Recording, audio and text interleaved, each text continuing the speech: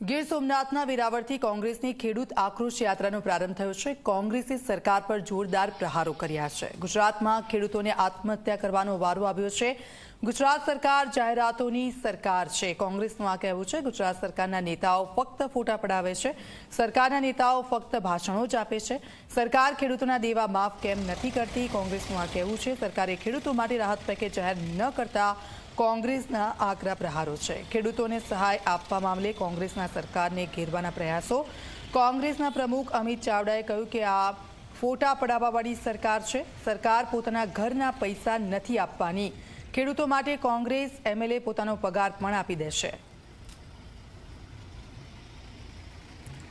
તો સહાય પેકેજ પર જોરદાર રાજકારણ અને આપ જુઓ કોંગ્રેસે જે યાત્રા કાઢી છે, ટ્રેક્ટર સાથે આ યાત્રા આગળ વધી રહી છે, ત્યારે આકરા પ્રહારો કર્યા છે। ખેડૂતોની જે સ્થિતિ છે અને તેને લઈને સરકાર રાહત પેકેજ આપે, તેમના દેવા માફી કરે અને તે જ આ યાત્રાનો ઉદ્દેશ સાથે કોંગ્રેસની કિસાન યાત્રા આગળ વધી રહી છે।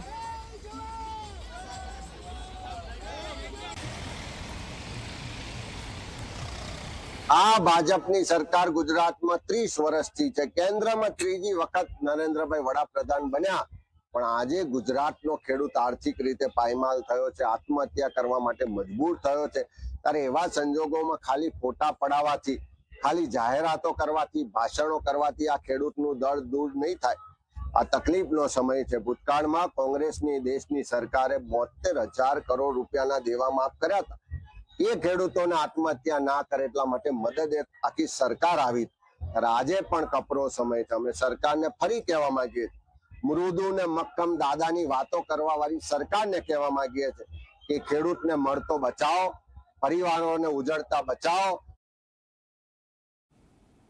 આજે સોમનાથ દાદાના સાનિધ્યમાં સંકલ્પ લઈને, શપથ લઈને આ યાત્રાની શરૂઆત કરી છે અને જ્યાં સુધી ખેડૂતોને સંપૂર્ણ દેવા માફ નહીં થાય ત્યાં સુધી આ ખેડૂતોની લડત લડવાનો કોંગ્રેસ પક્ષનો આજે સંકલ્પ અમે વ્યક્ત કરીએ છીએ।